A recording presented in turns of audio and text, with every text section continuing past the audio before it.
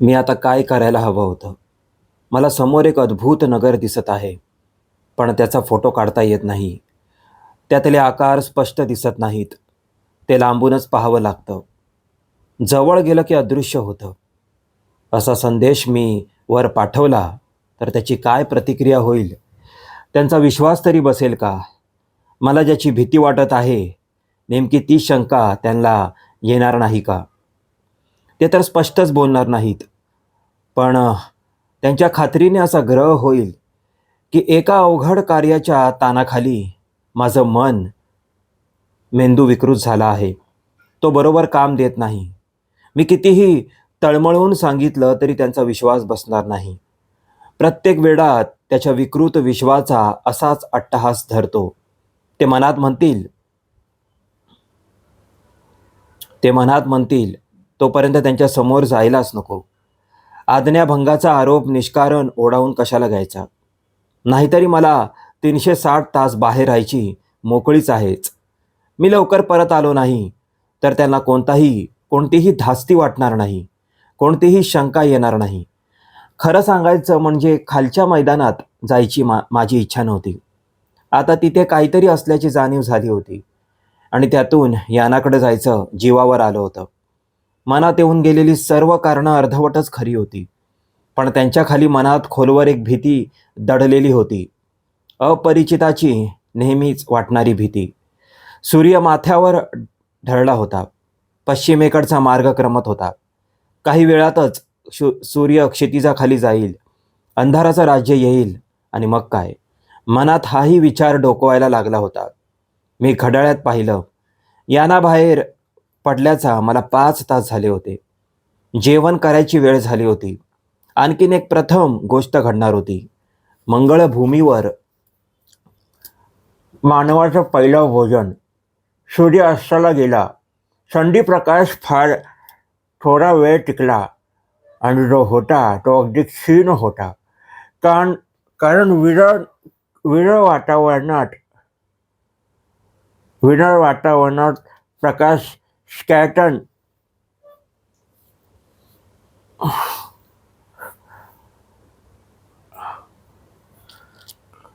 Scatter करण्याची शक्तीच नव्हती. सूर्याची कड नाहीशी झाली आणि पाहता पाहता गडद अंधार पसरायला लागला. टाळ्याच्या दिवसाही दिसत होते. ते आता जास्त प्रकाशमान दिसू लागले. अंधार सुरुवातीस वाढला होता तेवढा गडद राहिला नाही. एक जड अशी रुपेरी रंगाची सर्वस्व पखरण होत राहिली. पण माझं सर्व लक्ष समोरच्या नगरावर होतं. दिवस गेला की तेही अदृश्य होणार होतं का? वाळवंटात दिसणाऱ्या मृगजळासारखंच हा एखादा प्रकार होता का? एक निव्वळ फसवणूक. एक टप्प्याच्या कपारीला मी टेकून बसलो होतो. समोरच्या अस्पष्ट होत जाणाऱ्या नगर देशांवर नजर खिळली होती. आता तर आणखीनच डोळे ताणून पाहावं लागत होतं. या ताणाचेच मला वाटलं, त्या अस्पष्ट देशात काही प्रकाशबिंदू दिसत आहेत. पण एका सेकंदात मी तटदिशी उभा राहिलो. कारण ते प्रकाश भाषणात्मक नव्हते. ते सर्व नगरच रंगीबेरंगी प्रकाश रेषाने उडून निघालं होतं. झगमगणाऱ्या, बदलणाऱ्या, एकमेकात मिसळणाऱ्या किंवा विभक्त होणाऱ्या अनंत रंगी प्रकाशरेषा. हा देखावा अजूनही अस्पष्ट होता, तरी विलक्षण मोहक होता. मनावर एक आकर्षणाचा पास पडला होता. तो मनाला, शरीराला तिकडे खेचत होता. खूप दिवसांची सवय म्हणून नकळत माझे हात दुर्बिणीकडे गेले आणि दुर्बीण डोळ्यासमोर आली. दुर्बीण माझ्या हातून जवळजवळ खालीच पडली, कारण त्यातून माझ्या डोळ्यासमोर अगदी जवळ, अगदी स्पष्ट असा एक आकार उभा राहिला होता. मी झटकन दुर्बीण खाली घेतली. समोर काही नव्हतं. तेव्हा लांबवरच काहीतरी मला आता दुर्बिणीतून दिसलं होतं. ती परत डोळ्याला लावावी का नाही याचा मी जरासा विचार केला, कारण आता त्यातून दिसलेल्या आकाराची आठवण अजून मनात होती. तो आकार इतका विलक्षण, इतका अकल्पित, इतका धक्कादायक होता की त्याच्यावर विचारच ठरत नव्हता. अर्थात शेवटी मी दुर्बीण वर केलीच. चांगलं मिनिटभर त्यातून पाहिलं आणि मग थरथरत्या हाताने मी खाली घेतली आणि इतका वेळ रोखलेला श्वास सोडला. दुर्बिणीतून मला जे काही दिसलं होतं त्याचा काही अर्थच लागत नव्हता. वेगवेगळ्या आकार एकदम दृष्टिक्षेपात येत होता. काही न समजणाऱ्या क्रिया करत होते. लागलीच नाहीसे होत होते. त्या आकाराचं जमेल तेवढं वर्णन मी करणारच आहे. पण त्याआधी मनात उभा राहिलेला एक प्रश्न मला सतावत होता. दिवसा जर मला माझी दुर्बीण काहीही दाखवू शकली नाही, तर मग रात्रीच्या वेळी ती व्यवस्थित काम कसं करू लागली? हा केवळ तांत्रिक कथ्याकूट नव्हता. मी एका अनोख्या जगावर आलो होतो. पूर्वीचे अनुभव इथे उपयोगी पडणार नव्हते.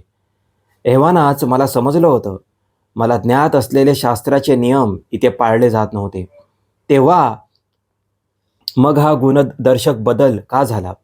मी इथे एकटा आहे ही जाणीव मला क्षणभरही सोडून चालणार नव्हतं. माझं सर्वात मोठं हत्यार माझे मेंदू.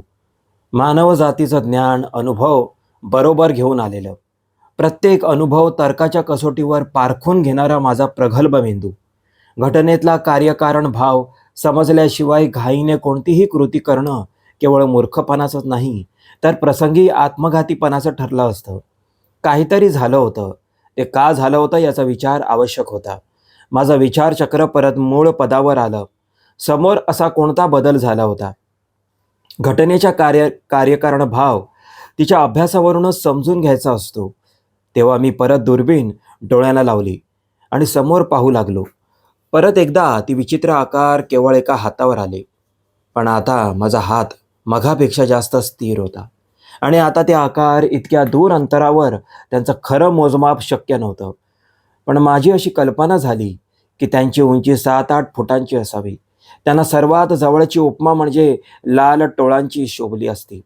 2 पायावर चालणारे टोळं. शरीराचे 3 गोलाकार भाग दिसत होते. त्यांवर रंगीबेरंगी पट्टे होते. मग तो त्वचेचाच रंग होता की वरून काही पेहराव केला होता हे करणं कठीण होतं. त्याखाली एक लंबवर्तुळाकार भाग होता.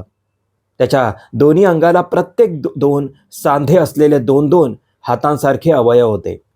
त्याखाली तिसरा गोलाकार भाग होता आणि त्यातून 2 पाय खाली जमिनीवर टेकत होते. हे ध्यानात घेतलं पाहिजे की डोकं, हात, पाय इत्यादी मानवसदृश्य उल्लेख मी करत आहे ते केवळ वर्णनास सोपं जावं म्हणूनच. खरं पाहिलं तर त्यांच्यात इतका विचित्रपणा होता की शब्द त्याचे वर्णन करू शकत नाहीत. त्यांच्यातला यांचा एक पण बराच मोठा गट होता. त्यांच्याशिवाय इतरही आकार दिसत होते. पण ते तर त्यांच्याहून विचित्र आणि खऱ्या अर्थाने भयानक होते.